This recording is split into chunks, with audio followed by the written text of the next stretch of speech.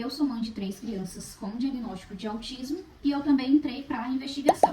Oi, gente, seja bem-vindo ao nosso primeiro vídeo pro canal. Eu não tô acostumada a gravar nesse formato, com a câmera deitadinha, então pode ser que fique ruim. Eu tô aqui no meu cenário, que é a cozinha, com um monte de vasilha para mim poder lavar. A gente recém chegou de viagem, então tô organizando a casa. As crianças estão dormindo, eu vou mostrar para vocês o vídeo da câmera.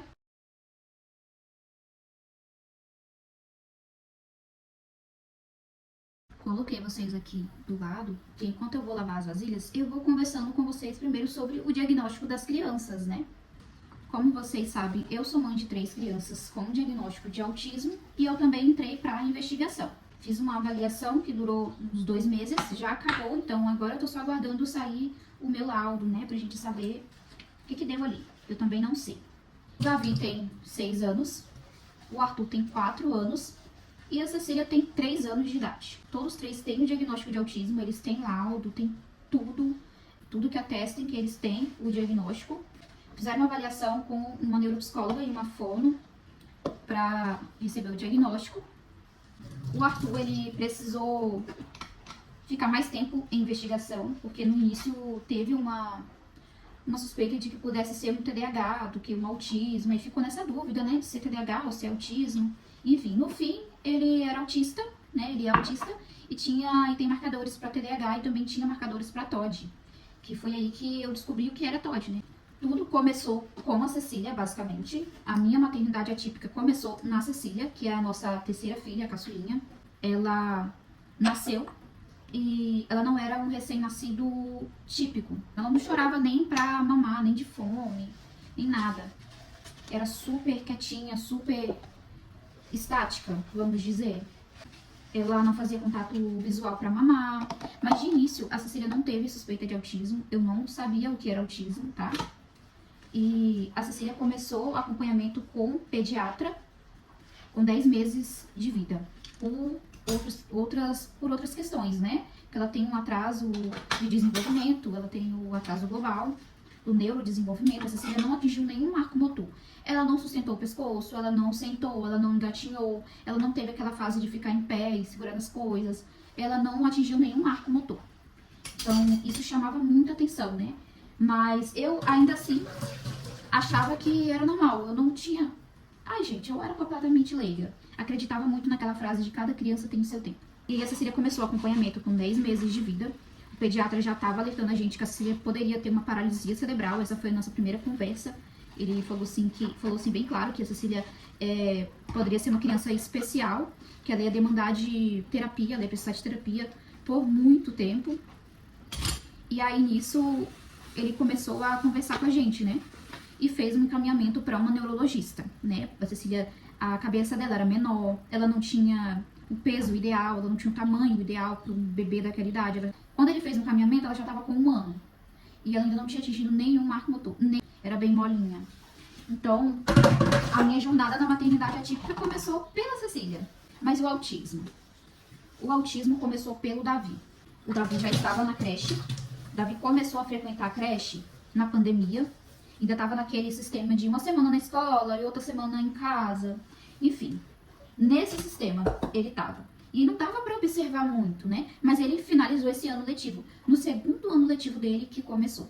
Nisso tinha dado 1 semana, assim, menos que isso, uns 3 dias, que o pediatra tinha encaminhado a Cecília para um neurologista. A gente já estava absorvendo a informação de que a Cecília era uma criança especial, né? Que era uma criança com deficiência. E aí a escola chamou a gente para conversar e explicou que o Davi não falava, que o Davi, ele não brincava com outras crianças, ele não interagia. E a escola achou que ele não falava, que ele era não verbal, porque elas nunca tinham escutado o Davi falando. E aí o que elas fizeram? Marcaram uma fonoaudióloga da escola, porque eles tinham, né, uma fono para a escola. E nisso, que marcou a fono, conversou com a gente, né, pra amadurecer os pais, né, porque, enfim, não é fácil você chegar pros pais e falar alguma coisa, né, do desenvolvimento do filho. Fora que tem pais que agem com muita agressividade, né, que não foi o nosso caso. Eu já tinha suspeitado do Davi que ele tivesse alguma coisa, eu não suspeitava que ele tivesse alguma coisa, mas eu busquei resposta do porquê que ele não fazia certas coisas e porque ele fazia outras coisas diferentes com a pediatra. O Davi, ele teve atraso de fala até 3 anos e 6 meses, 3 anos e 5 meses. Ele teve atraso de fala. Ele tinha intenção de fala, porém ele falava completamente embolado, que só eu conseguia traduzir o que ele queria falar. E não era normal, né? Mas como eu já tinha levado na pediatra, e ela falou assim, que cada criança tem seu tempo, os meninos, eles demoram a falar mesmo, que é normal. Eu super confiava, super confiei, porque é uma pediatra que fez o meu acompanhamento de quando era bebê, fez o acompanhamento do pai deles quando era bebê, e fez o acompanhamento do Davi desde recém-nascido. Desde os primeiros dias de vida foi o pediatra que acompanhou ele. Então, assim, o Davi fazia muitas coisas que eu não achava normal. Ele era extremamente organizado, a gente tinha uns tapetes dentro de casa, e quando a gente passava aquele tapete bagunçava, ele corria e ajeitava. Era assim, 1 aninho de idade, um bebê de 1 ano correndo pra ajeitar o tapete, não achava normal. Brinquedos, e a gente fez uma festa de aniversário dele, de 1 ano de idade, ele ganhou carrinhos, ele ganhou bastante brinquedos, e ele nunca brincou de forma funcional com os brinquedos dele. De empurrar, fazer vrum vrum, nunca. Era sempre virando os carrinhos pra baixo e obcecado pelas rodinhas. Ele tinha muita obsessão por coisas que giram, ventilador, as rodinhas do carrinho de neném. E aí a gente foi nessa consulta com uma fonoaudióloga. E aí nessa consulta com uma fonoaudióloga que eu ouvi pela primeira vez sobre autismo. Que ela pegou e falou, olha, você já ouviu falar sobre autismo? Você tem alguém na sua família que tem autismo? Aí eu peguei e falei, não, eu acho que não. E aí quando eu busquei na memória, eu falei pra ela, não, peraí, eu tenho uma priminha que tem autismo, mas eu não sei o que é. Aí ela pegou e falou assim, pois é, explicou da maneira dela lá, me perguntou, ele faz isso, ele faz aquilo, e aí, conforme ela me perguntava se o Davi fazia, eu lembro como se fosse hoje, porque foi como se uma luz acendesse pra mim, porque eu lembrei do Arthur. Ela fazia as perguntas, eu lembrava muito do Arthur, ela me fazia muitas perguntinhas assim que encaixava mais no Arthur. O Arthur, ele tava nesse mesmo período, né, que foi o período que ele tava assim, perto dos 2 anos, ele começou a ter muito, mas muito problema comportamental. Ele já vinha tendo, né, desde os 11 meses, por aí, que ele começou a bater a cabeça na parede. Eu achava que era dele. Eu achava que era dele, que era do comportamento dele, que ele era assim mesmo. E tem muito daquilo, né? Ai, que o segundo filho dá muito mais trabalho. E eu acreditava nisso. Só que eu não achava normal também, né? Bater a cabeça. E aí eu levei ele pra consultar. E o pediatra tinha falado pra mim assim, pra bater nele, porque era falta de limite. E eu falei, não, mas na escola, as professoras estão falando que ele é muito irritado, que ele não fica se opondo a fazer as atividades, ele fica brigando com elas e que cuspiu na cara da professora.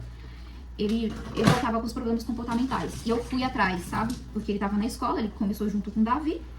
E a escola fez a reclamação, toda vez chegava a reclamação pra mim, do Arthur, sabe? E aí eu fui atrás, né? Eu fui atrás de saber, entender o que tava acontecendo. E também questionar o porquê que o Arthur batia a cabeça em tudo. Ele batia a cabeça na parede, na geladeira, no chão, tudo que desse pra bater a cabeça, ele tava batendo a cabeça. Segundo ele, era falta de limites. Eu já terminei de lavar as vasilhas.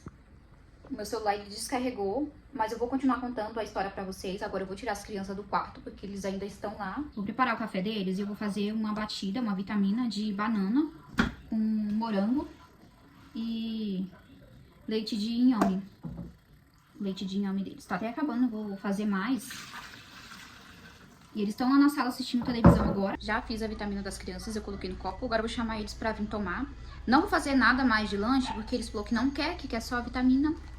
Na verdade, eles falaram que não quer nem a vitamina, né? Mas eu quis fazer pra não ficar sem comer nada. Eles falaram que não quer nada. Davi, Arthur, Cecília, vem tomar a vitamina. Ó, gente, eu lavei as vasilhas. Ó, coloquei aqui em cima pra mim poder guardar. A casa tá bagunçada ainda. Tô tentando dar um jeito. Aqui, ó. Gostou? Você não gostou, cara? Tá tão gostoso. É assim, gente, nem sempre eles tomam, tá? Eu sempre mostro pra vocês, eu dando eles os lanches, e eu falo, né? Nem sempre que tá no prato que eles comem. E é exatamente isso. Nem sempre que eu ofereço eles estão bebendo. Eles só experimentam e não quer. Mas é assim, né? Fazer o quê? Põe aí na mesa, então. Pode pôr aí. E você, Davi? Gostei. Gostou? Você quer mais um pouco? Gostei. Ah, tá. Você bebeu um pouquinho e deixou, então, né? Então tá bom. E você, Cecília, gostou? Ah, então tá bom. Vou continuar contando a história, né? E aí eu fui atrás, porque recebia bastante reclamação do Arthur. E eu fui atrás, né, do pediatra pra saber, pra poder entender o porquê que acontecia aquilo, por que ele batia a cabeça, por que ele gritava o tempo todo dentro de casa, ficava irritado com tudo. E aí a resposta que eu tive foi que era pra eu bater, porque era falta de limites. E ele pegou e falou, isso é falta de pulso da escola também. A escola também não tá sabendo lidar com essa criança. Aí, essa fono, né, tava acompanhando com o Davi, com essa fono, ela passou várias indicações pra gente poder desenvolver melhor a fala dele, né? Exercícios, atividades pra gente poder fazer em casa. Ela pegou e falou assim, pra poder ver com o pediatra, né, levar no pediatra, que o pediatra que faz um encaminhamento pra um neurologista. E foi o que eu fiz. Então, quando eu fui pro pediatra pra pedir um encaminhamento pro neurologista, pra gente iniciar esse processo de investigação, eu aproveitei essa consulta, né, marquei a consulta pra atender o Davi e o Arthur junto, pra pedir pros dois. A gente não repara esses mosquitos voando, não, porque aqui tá um tempo úmido de chuva. Aqui tá juntando muita mosca, eu não sei o que eu faço mais. Os meninos foram no pediatra, eu expliquei pra ele toda a situação, fui invalidada, ele tentou invalidar, ele não queria passar o encaminhamento pro neurologista, mesmo explicando que o Davi tava fazendo acompanhamento com fono, sobre o Arthur, ele já tinha pegado, né? Ele não quis, não queria fazer o encaminhamento. E aí, no fim, né, de toda a conversa, ele resolveu fazer um teste. O teste consistia em chamar os meninos. Vem, você quer aparecer? Tá aqui, gente, balançando. É a Cecília. Ó. Ele chamou os meninos, ele chamou primeiro o Arthur, aí o Arthur foi até ele. O Arthur, ele não tem dificuldade com adultos. A dificuldade com o Arthur é com crianças. Ele tem dificuldade com crianças. E aí ele chamou o Davi não foi de jeito nenhum. Aí o que ele concluiu?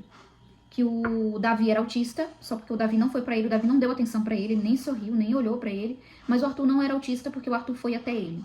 Mas eu insisti, eu falei assim, não, porque ele bate a cabeça, eu precisava entender melhor o que estava acontecendo, a escola tá sempre chamando, eu tive que explicar tudo de novo, mesmo sendo ele que fazia o acompanhamamento, né, ele me invalidou, mas fez um encaminhamento.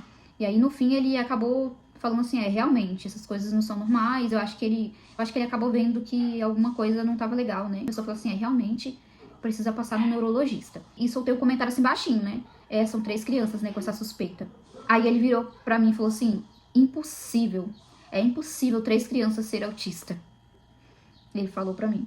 Aí ficou assim, tudo bem. O tempo de encaminhamento da Cecília pro neurologista, por o tempo que os meninos foram encaminhados pro neurologista pra investigar autismo, foi de 7 dias. E foi assim que eu descobri o diagnóstico deles, né? Depois saiu o neurologista. A gente teve ajuda pra isso, né? Tivemos ajudas de pessoas lá de dentro da PAI e também o secretário de saúde do município. Uma tia das crianças me ajudou, ela foi comigo lá pra gente poder adiantar as consultas deles, né? Explicou a situação. O Arthur tava muito difícil mesmo. E ela me ajudou muito. Aí nisso a consulta saiu, eles consultaram no mesmo dia, e é até por isso que eles receberam um laudo no mesmo dia, porque eles começaram a consultar no mesmo dia. E aí foi isso. Eles tiveram um laudo de autismo no mesmo dia, junto. Não tive tempo pra pensar.